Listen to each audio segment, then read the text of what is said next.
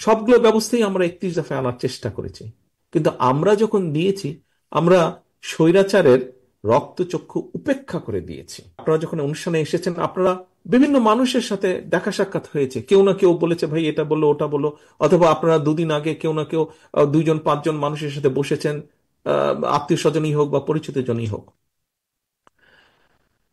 এটা থেকে আমি বুঝতে পারি যে সাধারণ মানুষের চিন্তা ভাবনাটা কি, সাধারণ মানুষ কোন কোন বিষয়ের পরিবর্তন চাইছে। খুব আশ্চর্য লেগেছে, আমাদের 31 দফার মধ্যে দুটোই আছে। আপনারা যেই সংক্রান্ত বিষয়গুলো জানতে চেয়েছেন সেটিও আমাদের 31 দফায় আছে। টিভি খুললে আলোচনায় বা টক শোতে আমরা যেসব বিষয় দেখি, যেসব বিষয় নিয়ে খুব হইচই হচ্ছে ঢাকা শহরে, সেই সব বিষয়ও আছে তার মধ্যে। আমরা কিন্তু দুটো বিষয়ই দিয়েছি, আমরা দুটো বিষয়ই দিয়েছি। আমরা সেই প্রেক্ষাপটে দিয়েছি এই দুটো বিষয়, অর্থাৎ কার ক্ষমতা বাড়বে কার ক্ষমতা কমবে, কি হবে না হবে সেটাও দিয়েছি। কৃষি নিয়ে কি হবে, কর্মসংস্থান, বেকারদের কর্মসংস্থান নিয়ে কি হবে সেটাও দিয়েছি। স্বাস্থ্য নিয়ে কি হবে সেটাও দিয়েছি। সবগুলো ব্যবস্থাই আমরা 31 দফায় আনার চেষ্টা করেছি। কিন্তু আমরা যখন দিয়েছি, আমরা স্বৈরাচারের রক্তচক্ষু উপেক্ষা করে দিয়েছি। আর অন্য যারা দিয়েছেন, তারা কোন প্রেক্ষাপটে সংস্কার প্রস্তাব নিয়ে এসেছেন, কিভাবে দিচ্ছেন, এটি বিচারের দায় আপনাদের উপর আমি ছেড়ে দিচ্ছি, ওটা আমি আর বলতে চাই না।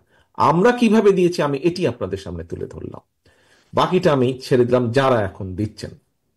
তো এখন দেওয়ার মধ্যে তো ভাই একটা পার্থক্য থাকতেই হবে। আমি চাপের মুখে দিয়েছি, যখন নিষ্পেষিত, আমার মহাসচিব তখন জেলে, আমার পার্টির চেয়ারপারসন তখন জেলে, আমার শত হাজারো নেতাকর্মী তখন জেলে, আমার লক্ষ লক্ষ নেতাকর্মী তখন মিথ্যা গায়েবী মামলায় আদালতের বারান্দায় ঘুরে বেড়াচ্ছে, জেলের ওদের পিছনে, দরজার পিছনে তারা অপেক্ষা করছে কখন তারা আবার বের হবে, আবার সংগ্রামে রাজপথে নেমে আসবে। সেই অবস্থার মধ্যে আমি সংস্কার প্রস্তাব দিয়েছি। প্রিয় সহকর্মীবৃন্দ, আমি একটু আগেই বলেছি, এই দলকে আজ জনগণের কাছে প্রতিষ্ঠিত করার জন্য আমাদের বহু সংগ্রাম, বহু পথ পাড়ি দিয়ে আসতে হয়েছে। বহু নেতাকর্মী তার জান কোরবান করেছেন, বহু নেতাকর্মী পঙ্গুত্ব বরণ করেছেন।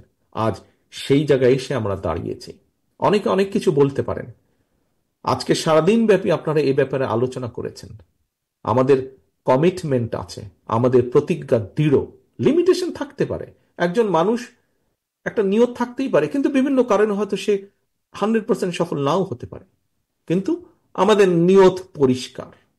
আমরা যা বলেছি আমরা তাই করব ইনশাল্লাহ। যা যা কমিট করেছি মানুষের সামনে আমরা সেটা করব। আমরা শুরু করব, আমাদের পরবর্তী জেনারেশন, আমাদের পরবর্তী নেতাকর্মীরা সেটাকে চালিয়ে নিয়ে যাবে। আমরা আগেই বলেছি, সংস্কার এমন একটি বিষয় যেটি চলমান। একটি সময়ের মধ্যে যদি কিছু একটি করে থেমে যায় তাহলে সেটা সংস্কার হতে পারে না। সংস্কার একটি চলমান প্রক্রিয়া, আমরা শুরু করব।